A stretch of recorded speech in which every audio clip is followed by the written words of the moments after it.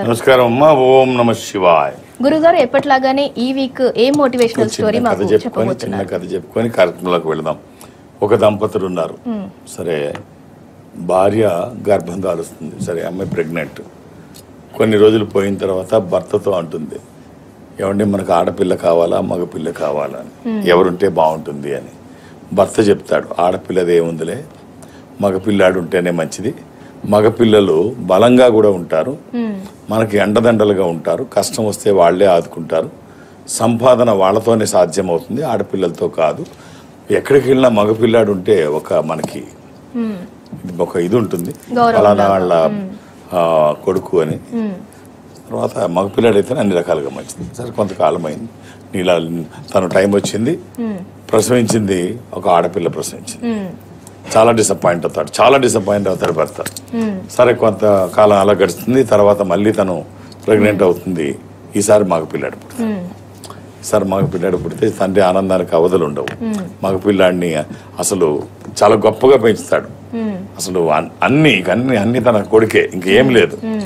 నా కొడుకు పుట్టాడన్న సంతోషం మామూలుగా లేదు. ఆ కొడుకును పెంచడం కూడా అలాగే పెంచాడు. ఇద్దరు పెద్దవాళ్ళు అవుతున్నారు. ఆడపిల్లను మాత్రం పట్టించుకోలేదు. ఈ అమ్మాయి ఏం చేసినా నచ్చదు, ఏం చేసినా వినేవాడు కాదు, ఏం చెప్పినా వినేవాడు కాదు. ఇలాగే పెరుగుతుంటే అమ్మాయి స్కూల్లో వేయలేదు, ఆ అమ్మాయిని పట్టించుకునేవాడు కాదు, వేసిన స్కూల్లో కూడా ఫీజులు కట్టేవాడు కాదు. అమ్మాయి అలాగే చదువుకుంటుంది. వీడు మాత్రం పెద్ద అవుతున్నాడు, జులాయిగా తయారవుతున్నాడు, లేనిపోయిన అలవాట్లన్నీ అబ్బుతున్నాయి. అయినా కొడుకు అంటే ఇష్టం కదా. సరే, ఈ బాధలన్నీ తట్టుకోలేక కూతురు ఇంట్లోంచి బయటకు వెళ్ళిపోతే అయినా కూడా పట్టించుకోడు. కొడుకు పెద్దవాడు అవుతాడు. పెద్దవాడై లేనిపోయిన అలవాట్లు అన్నిటికీ బానిసయ్యి ఉన్న డబ్బులన్నీ పాడు చేసి ఆస్తులన్నీ అమ్మి తల్లిదండ్రులిద్దరిని బయటికి గంటేసి ఆ ఇల్లు కూడా అమ్మేసి రోడ్డు మీదకి వచ్చేస్తాడు.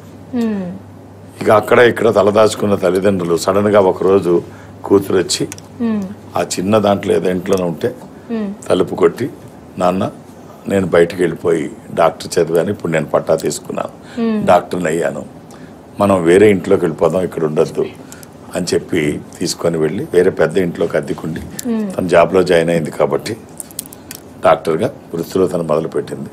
ఈ కొడుకు మాత్రం ఎందుకు పనికి రాకుండా. అంటే ఈ కథ మనకి ఏం చెప్తుంది అంటే, ఈ పిల్లల మధ్య ఈ వ్యత్యాసాన్ని తగ్గించండి. అలా చూడొద్దు. ఆడపిల్ల వేరు, మగపిల్లాడు గొప్ప, ఇలా ఏముండదు. వీటిని తగ్గించండి. పిల్లలు సమానంగానే చూడండి. ఎవరైనా మీ పిల్లలే. ఓ రకంగా చెప్పాలి అంటే ఆడపిల్లల తల్లిదండ్రులు అదృష్టవంతులని ఎందుకంటారంటే ఇలాంటి సంఘటనలు అక్కడక్కడ ఎదురవుతుంటాయి కాబట్టి. సో మనం ఎన్ని కష్టాల్లో ఉన్నా ఆడపిల్లలు మన పక్కనే ఉంటారు. సో మనం ఏదైనా ఇప్పుడు వాళ్ళకి ఏం చేసినా కూడా వాళ్ళ పాపం ఏం అడగరు. ఈ ఫ్రాకులు అవి వేసుకున్నప్పుడు కూడా మనకు నచ్చినవే వేస్తాం. వాళ్ళు ఇది తెమ్మని అడగరు. వాళ్ళు మనకు నచ్చినట్టే రిబ్బన్లు కూడా మనకు నచ్చినట్టే తల్లి కడుతుంది. పెద్దవాళ్ళు అయిన తర్వాత ఫలానా మొగుడిని తెమ్మని కానీ ఇంత కట్నం ఇమ్మని కూడా అడగరు. ఎవరిని చూస్తే వాళ్ళని చేసుకుంటారు. మగపిల్లడు కాదు, మొత్తం పట్టుకెళ్ళిపోతాడు. సో అంటే మగపిల్లల తల్లిదండ్రులు దురదృష్టవంతులని చెప్పడం కాదు, ఈ వివక్ష మానేయండి అని చెప్పడం. ఈ వివక్ష వదిలేయండి. ఆడపిల్లలైనా మగపిల్లలైనా మీ పిల్లలే. సో ఎవరు తక్కువ కాదు. ఆడపిల్లలు ఎందులోని వాళ్ళు వెనకబడలేరు, ఎప్పుడూ ఉండరు.